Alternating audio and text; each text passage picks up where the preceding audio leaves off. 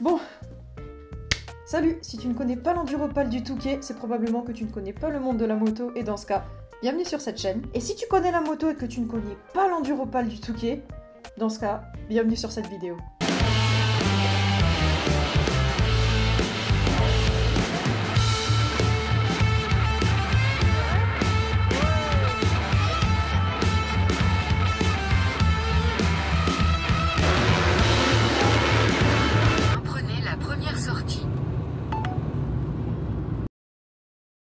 Avant que la vidéo commence, je tiens à préciser que ce que je fais là actuellement, c'est vraiment par pur plaisir, par pure passion, et en particulier encore plus celle-ci, puisqu'elle va probablement être démonétisée. Alors je dis probablement parce que la plupart des vidéos photos et rush que je vais utiliser m'appartiennent, et il y a une autre partie qui sont des images d'archives, et là, 50-50. Ou c'est bon, ou c'est pas bon. De base, j'adore faire des vidéos, c'est vraiment mon plaisir. Là, encore plus, cette vidéo est en partenariat avec... Il n'y a pas de partenaire. Il n'y a pas de partenariat, vous inquiétez pas, c'est une blague. Le seul partenaire, si, Off the Tracks. Et si tu connais pas encore le projet, c'est simplement des vêtements et des accessoires spécialisés outdoor, donc que ce soit du lifestyle ou du technique. Et puisque ça fait plaisir, puisque ça régale, tu as 5%, surtout le mois de février, à partir de là maintenant, quand cette vidéo sort, jusque fin février, dernier jour, dernière heure, sur tout le site. Voilà, c'est cadeau, c'est offert. Le petit lien, il est ici. On en profite. Et le petit plus, prix affiché, prix payé, pas de frais de port à payer. Ça, c'est pépite. Donc si tu veux soutenir la chaîne, tu l'as compris, c'est par là que ça se passe. La première édition, baptisée Enduro des Sables, se déroule le 16 février 1975 et vient tout droit de la tête de Thierry Sabine, dont on va bientôt reparler. Le concept, la plus grande course de motocross de l'année, pas comme les autres parce qu'elle se passe uniquement dans le sable, mêlant professionnels et amateurs et se déroulant à la commune de Paris-Plage, aujourd'hui plus connue sous le Touquet. L'objectif ? En baver. Si c'est ça l'enfer, ouais, je fais ma prière tous les jours et j'irai à l'église tous les jours. La compétition rassemble pour la première année 286 participants et se déroule en 2 manches, car oui, c'est seulement en 1982 que la course se déroule comme on la connaît aujourd'hui, c'est-à-dire une manche de 3 heures. Et pour l'anecdote, c'est le succès de cet événement précisément qui va donner envie à Thierry Sabine de créer en 1979 le très connu Paris-Dakar. Sur le même principe, une compétition ouverte à tous les pilotes, en tout cas à cette époque. Fin des années 70, l'événement accueille déjà 60 000 spectateurs sur le front de mer, ce qui était énorme. Et l'année 1989 bat tous les records, puisqu'elle enregistre 1100 inscrits à la compétition, donc on est déjà bien loin des 286 pilotes de la première édition. Mais Motique, c'est qui ce Thierry Sabine? C'est pas compliqué, c'était un pilote de rallye français qui a du coup gagné pas mal de rallyes nationaux. Il a participé 2 fois aux 24 heures du Mans et il a aussi fait quelques rallyes à moto, dont certains dans le désert. Bref, les courses à moteur, il connaît et comme tu l'auras compris, il est accessoirement le fondateur de l'enduropal du Touquet et du Paris-Dakar. Voilà, moi j'ai créé ma marque, lui il a créé les événements là, un projet comme un autre, rien de fou, rien de fou. Il est malheureusement décédé sur le Dakar en 1986 suite à un accident en hélicoptère. Une stèle est érigée à sa mémoire dans le Ténéré et le lieu est baptisé Arbre de Thierry Sabine en raison du seul acacia qui y pousse. Et au Touquet, un boulevard porte encore son nom tout près de la plage. Maintenant que le décor est planté et que tu sais un peu plus qui est ce fondateur de l'enduropal, on va s'intéresser à l'événement qui a beaucoup évolué, tu vas voir. Ce week-end de course a beaucoup évolué depuis sa création, que ce soit dans son nom, dans son événement, dans tout ce qui regroupe et son ampleur surtout qui est aujourd'hui mondiale. Actuellement, il se déroule sur 3 jours avec 5 différentes courses, mais revenons un tout petit peu en arrière. L'édition 2005 de cette épreuve, courue le 6 février dernier, sera pourtant l'ultime du genre. La mairie du Touquet a annoncé le 15 janvier qu'elle mettait un terme à l'enduro, malgré ses fortes retombées touristiques et commerciales. La tenue de la compétition, dont le circuit emprunte les plages et les dunes de la station, suscitait depuis de nombreuses années des conflits avec les représentants de diverses associations mettant en avant le risque de dégradation du milieu naturel. Bon, tu l'as compris, on a failli voir disparaître l'enduropal du Touquet en 2005. Malgré l'engouement et la réussite de cette compétition, ça fait malheureusement déjà plusieurs années que les associations écologiques sont contre cet événement, car oui, une partie de la course se passe bien à la plage et l'autre partie dans les dunes. Ces associations ont même intenté des recours en justice et ont eu gain de cause en 2003, lorsque le tribunal a décidé que le choix du préfet d'autoriser la course en 2002 était illégal. Les organisateurs de la compétition ont alors réduit de moitié le circuit dans les dunes, situé au sud du Touquet, et le parcours sur la plage a été rallongé d'autant. Et c'est aussi à cette époque qu'est apparu le Poirot. Le Poirot, c'est le pilote de l'enduro du Touquet qui se distingue des professionnels par ses capacités et ses aptitudes toujours plus remarquables d'année en année à se planter durant la course.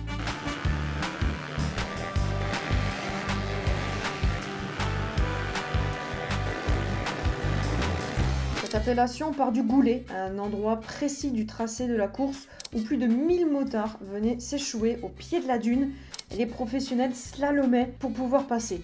Le fameux planté de Poirot. La course à l'heure actuelle a complètement quitté les dunes, ça n'existe plus, c'est fini. Elle se passe dans l'intégralité sur la plage, deux plages précisément, celle du Touquet et celle de Stella Plage, où se trouve d'ailleurs le premier virage, le virage du Hole Shot.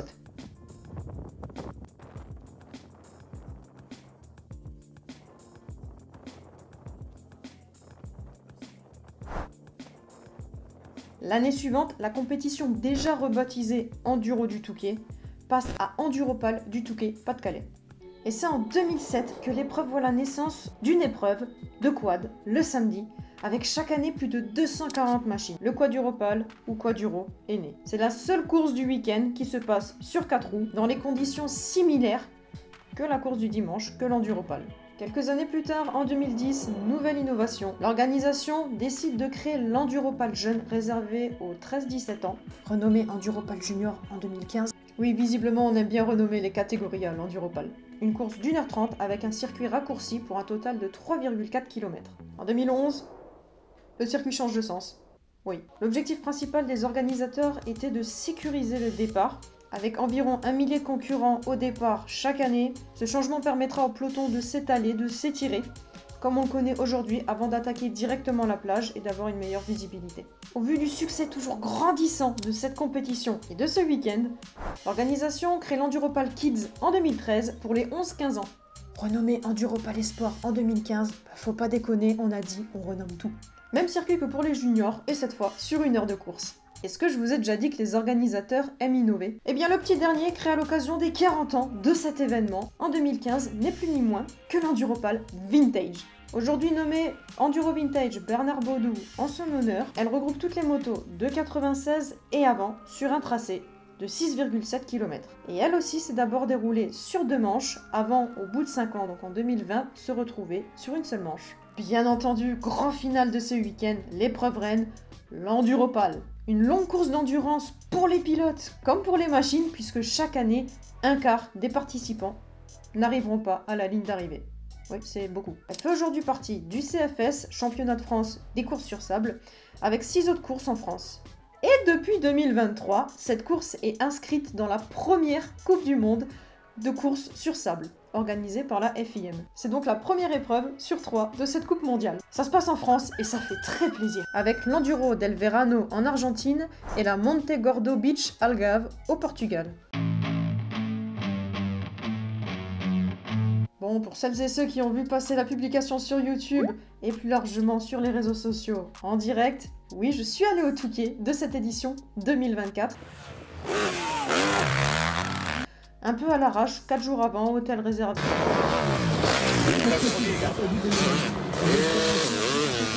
J'aime bien les imprévus.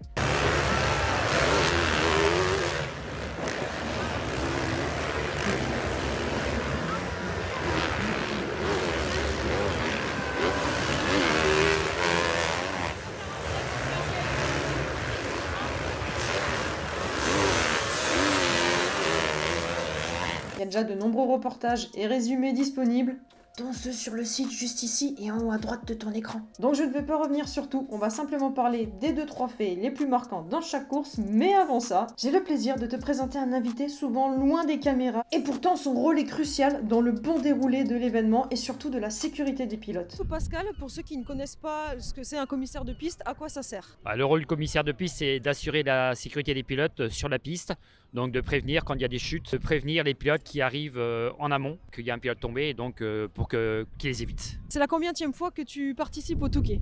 Moi, c'est ma 10e édition. Donc abonné du Touquet?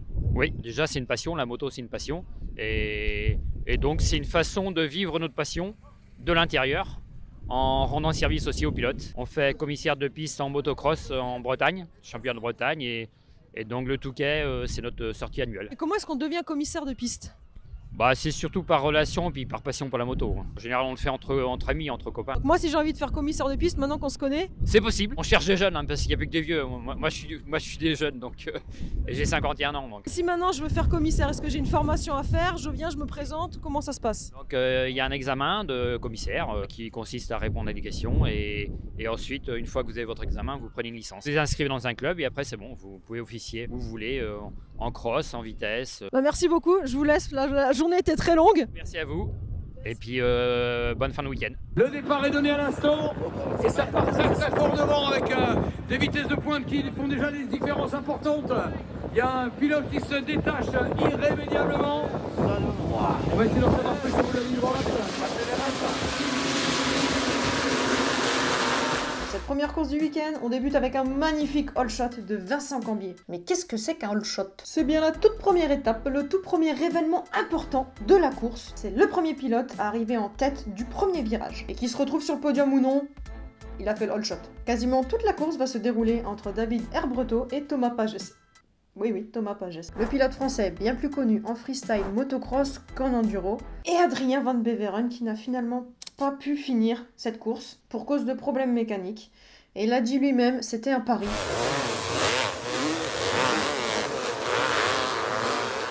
Bref, la revanche l'année prochaine. L'épreuve Vintage 2024 est donc remportée par David Herbreteau qui termine avec 1 minute 34 devant le second, Thomas Pagès, ainsi qu'Arnaud Demester qui complète le podium. Une victoire d'autant plus belle sachant que David a passé une bonne partie de la course sans ses lunettes et on sait que le sable, ça pique les yeux.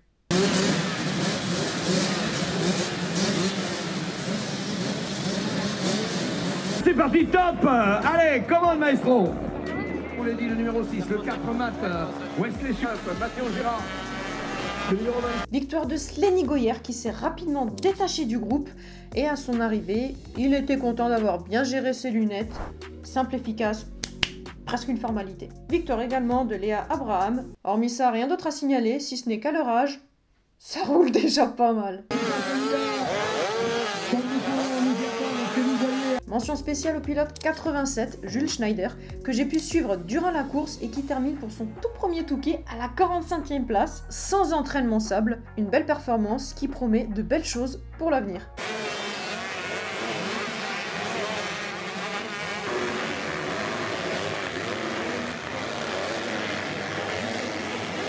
Gagné par Mathis Valin, champion du monde junior 125 à 17 ans, ça vous va? Pourtant rien gagné en début de course puisque c'est Paolo Macchio et le néerlandais Damien Knuiman qui étaient en tête. Et c'est seulement à la mi-course que Mathis recolle au top 3. Du côté des féminines, c'est la victoire d'April Franzoni qui termine également 34e du classement général. C'est beau quand même, c'est très beau.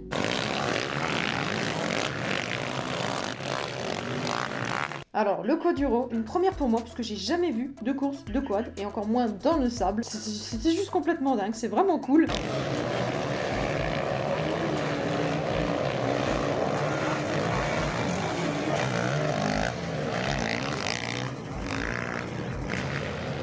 J'ai vu un quad en feu, au début il y avait quelques deux temps, puis la course s'avançait, moins il y avait deux temps, je crois qu'à la fin ils étaient plus que deux. Et après une belle bataille entre Randy Navo, Sherlin Antoine et Forestier Jérémy, c'est bel et bien le Belge Randy qui remporte son 4e Quaduro à la suite sur sa Yamaha, comme depuis 2020. Régulier, ça bouge pas, le titre, il est à lui. Et bien entendu, du côté des féminines, c'est Kelly Verbreken qui s'est imposée.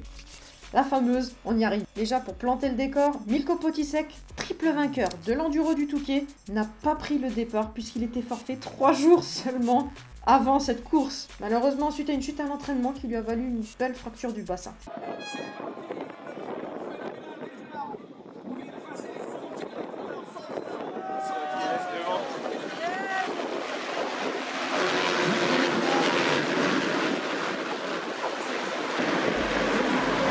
Et après seulement 12 minutes de course, Yantel Martens, vainqueur de l'une des manches du CFS cette saison, chuté avec sa Honda qui lui est lourdement retombée dessus. Et on l'a appris il n'y a pas longtemps, il s'est fracturé la vertèbre C4, C5. Parlons maintenant du all shot de Matteo Mio devant Jérémy Oki. Magnifique début de course des deux frères Mio.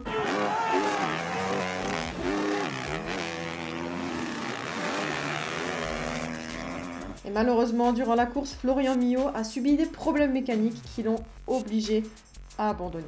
Forcément, et ça ne vous a pas échappé, Todd Kellett remporte pour la 2e année consécutive l'Enduropal du Touquet. Faut l'avouer qu'il a quand même très vite dominé. Il franchit la ligne d'arrivée avec seulement 1 minute 32 secondes d'avance sur Cyril Genot, qui a fait une fantastique remontée malgré sa rupture du genou. Il faut vraiment que je te parle de 2 personnes parce qu'il y avait pour moi une course dans la course. Axel Adétru, son nom comme ça te dit peut-être pas grand chose, mais c'est le premier pilote paraplégique à faire le départ du Touquet. Et pour te parler de lui rapidement, c'était un pilote de motocross et en 2010, alors qu'il n'avait que 20 ans, il a participé à un Grand Prix en Lettonie du championnat du monde de motocross, donc MX2. Au bout de quelques minutes de course, il chute et malheureusement se réceptionne violemment sur les fesses et ressent une onde de choc dans tout le corps.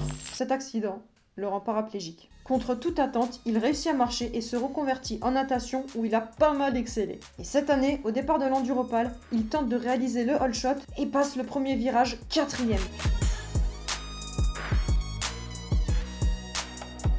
Jordan Carcel, pilote 1304.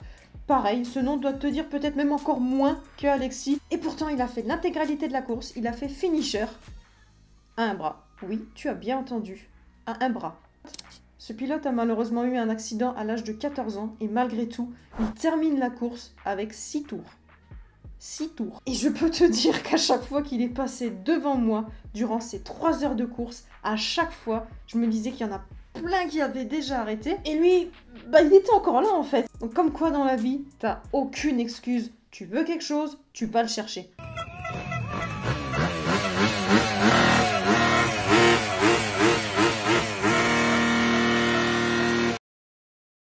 Accès libre et gratuit, spectacle hors du commun, la recette fonctionne à merveille et ça depuis bientôt 50 ans. L'espace d'un week-end, l'Enduropal du Touquet devient le centre du monde du motocross et reste à ce jour la course tout-terrain la plus populaire et l'événement sportif qui réunit le plus de monde en une seule journée. L'Enduropal 2024, c'était 2761 pilotes inscrits, toutes catégories confondues, 1308 pilotes sur la course du dimanche, plus de 600 000 spectateurs sur l'ensemble du week-end et 400 000 le dimanche. J'espère que cette vidéo t'a plu et que tu en sais désormais plus sur l'événement de l'Enduropal du Touquet. N'oublie pas de t'abonner. Et surtout, n'hésite pas à me dire ce que tu en as pensé dans l'espace commentaire, à rajouter des informations si tu le souhaites et surtout à me dire si ce format de vidéo te plaît. C'est la première fois que je le fais, vraiment aimé le faire. Donc j'espère que ça t'a aussi plu. Et bien entendu, on se donne rendez-vous comme d'habitude la semaine prochaine. C'était Emotique. Ciao ciao.